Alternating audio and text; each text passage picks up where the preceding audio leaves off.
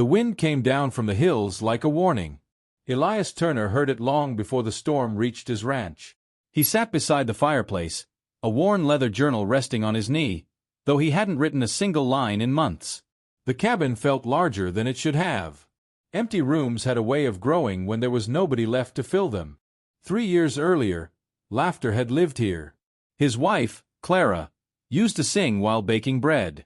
She planted sunflowers beside the fence and claimed they made the whole property look friendlier. After she passed away from a fever that swept through the territory, the flowers disappeared one season at a time. Now only dry stalks remained. Outside, the sky darkened into a sheet of iron-gray clouds. Snow swirled across the prairie, covering old wagon tracks and fence posts alike. Elias added another log to the fire and listened to the cabin settle around him. Then came the sound. A knock. Not loud. Not desperate.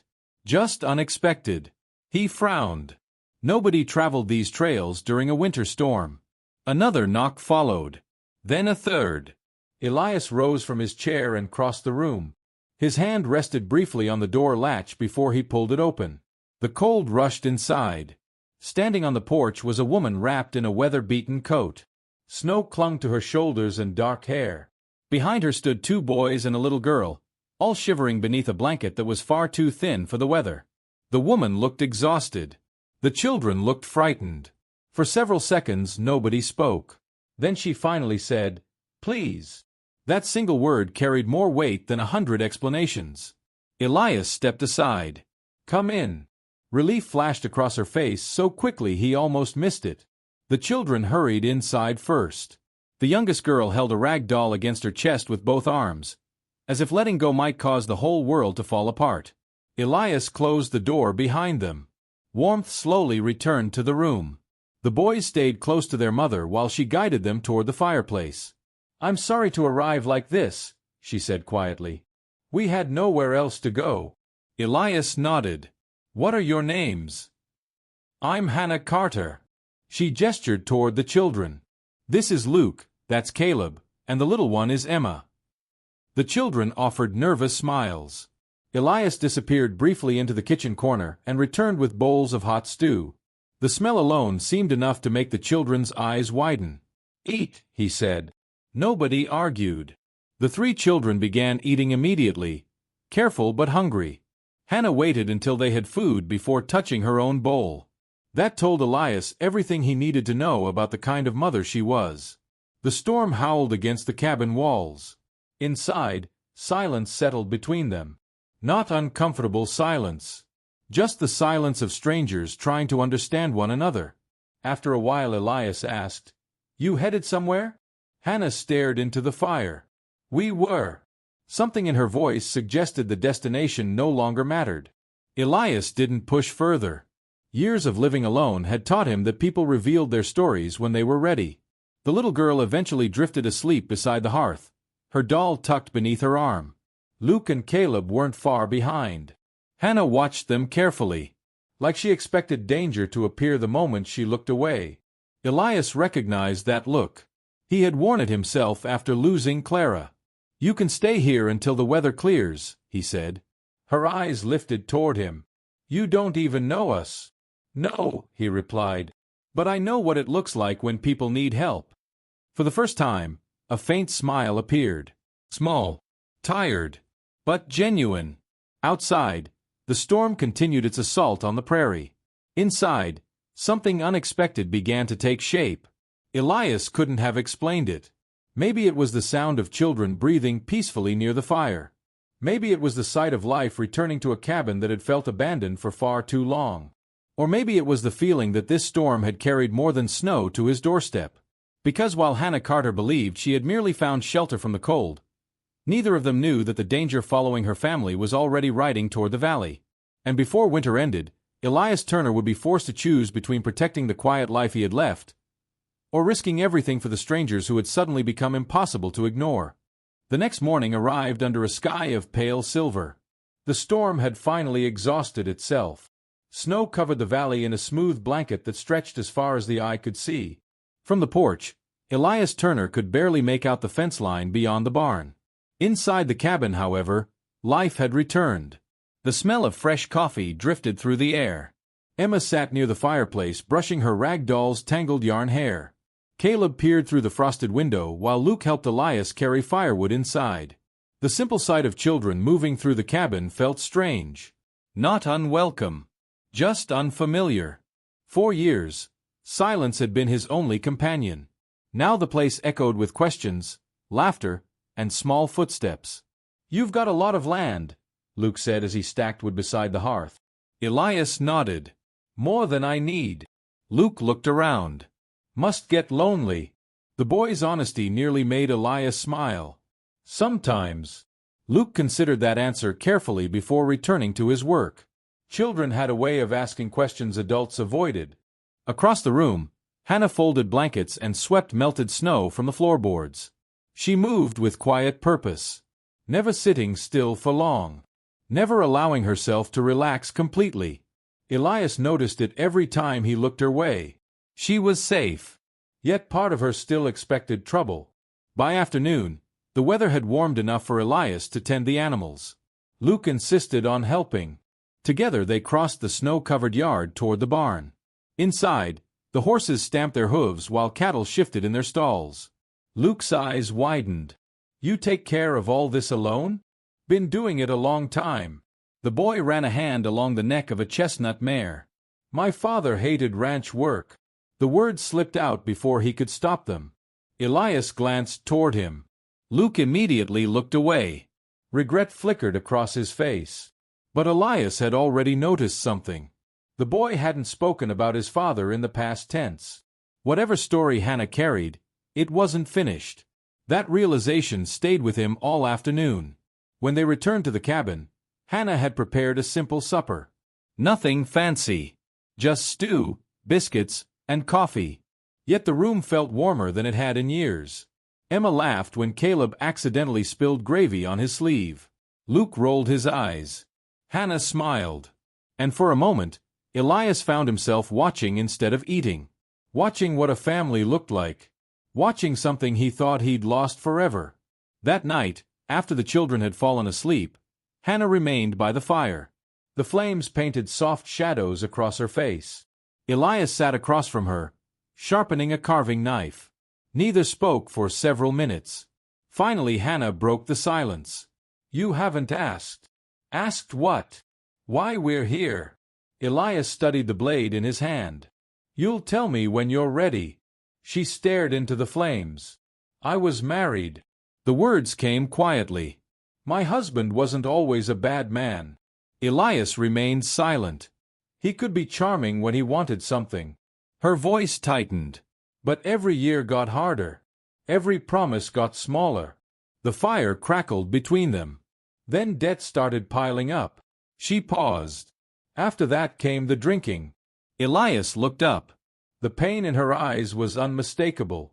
"He gambled away almost everything we owned." She swallowed hard. When winter arrived, he left. The room became very still. "He said he'd return with money." A bitter laugh escaped her. "He never came back." Elias understood now. Not all at once, but enough. "You've been alone ever since." Hannah nodded. "I kept hoping he'd change." The fire shifted. A log collapsed inward. "But eventually you stopped waiting." For a long moment neither spoke. Outside, wind whispered across the valley. Inside, old wounds lingered between them. Then Elias said quietly, "You did what you had to do for your children." Hannah looked at him. For the first time since arriving, her guard lowered completely. "Thank you." The words were barely audible. The following days passed peacefully. Snow slowly melted from the hills. Luke helped repair fences. Caleb followed Elias everywhere, asking endless questions about ranch life. Emma became attached to the old shepherd dog sleeping near the stove. And little by little, the cabin transformed. The empty rooms no longer felt empty. The quiet no longer felt lonely. Elias found himself carving wooden toys again. A rabbit for Emma. A horse for Caleb. A hawk for Luke. Watching their excitement awakened memories he thought had disappeared forever. Then, one afternoon, everything changed. Elias was repairing a gate near the road when he noticed something in the distance. A rider. Moving fast. Heading straight toward the ranch. His stomach tightened immediately. The rider wasn't lost. Wasn't traveling. Wasn't searching. He knew exactly where he was going.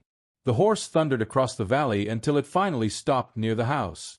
Dust and melting snow swirled around its hooves. The man dismounted slowly.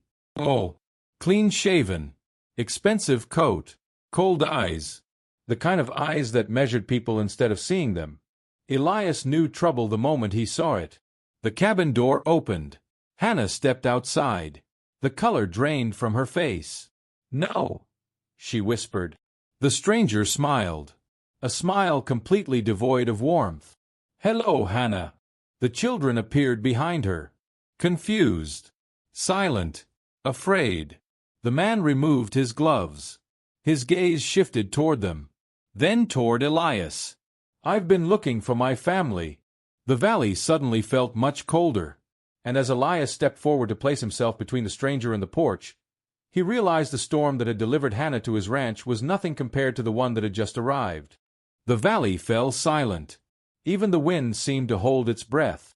Elias stood firmly in front of the porch while the stranger's eyes moved between Hannah and the children. Luke instinctively stepped closer to his mother. Emma gripped a rag doll so tightly her knuckles turned white. Caleb looked confused more than frightened. The man gave a slow smile. "I suppose none of you are happy to see me." Hannah's voice came cold and steady. "What do you want, Victor?" Victor Carter brushed snow from his coat. "That's no way to greet your husband." The words hung heavily in the air. Elias noticed the children flinch. That told him everything. A father returning after months away should bring relief, not fear. Victor's gaze settled on the ranch. "Nice place you found." No one answered. "I've spent months looking for you." "You didn't look very hard," Hannah replied. His smile faded slightly. "I made mistakes." "You abandoned your family." Victor's jaw tightened. "Careful." "No," Hannah said. "I've been careful for years." For the first time, Elias saw genuine strength rise inside her. Not anger. Not bitterness. Strength. The kind built through hardship. Victor stepped forward. "I'm taking my family home." "They are home," Elias said. The man's eyes narrowed. "And who exactly are you?" "Elias Turner." Victor looked him up and down. "So you're the rancher who decided to play hero." "I offered shelter." "You offered more than that." Elias didn't respond. Victor turned toward Hannah. "You filled their heads with stories about me." Luke suddenly spoke. "You left us." Everyone froze. Victor stared at his oldest son. The boy's voice trembled, but he continued. "You promised you'd come back." Silence followed. Pain flashed across Victor's face for only a second before pride buried it again. "I was trying to survive. We were starving." This time it was Caleb. The younger boy rarely spoke during difficult moments, but now his voice carried across the yard. "You never came back." Victor looked away. For the first time he had no answer. That evening he rode into town and stayed at the hotel. But before leaving, he delivered a warning. "I'll be back tomorrow." Then he disappeared down the trail. The next morning brought tension to every corner of the ranch. Hannah barely touched breakfast. The children remained unusually quiet. Elias worked outside, repairing fences, but his thoughts never left the cabin. By noon, Victor returned. Only this time he wasn't alone. A deputy rode beside him. The sight immediately made Hannah pale. The deputy dismounted and removed his hat. "Ma'am." His tone was respectful, not hostile. Victor stepped forward confidently. "I've come for my children." The deputy glanced between everyone. "Mr. Carter has made certain claims." "What claims?" Hannah asked. "That you've unlawfully kept his children from him." Elias saw anger flash across Luke's face.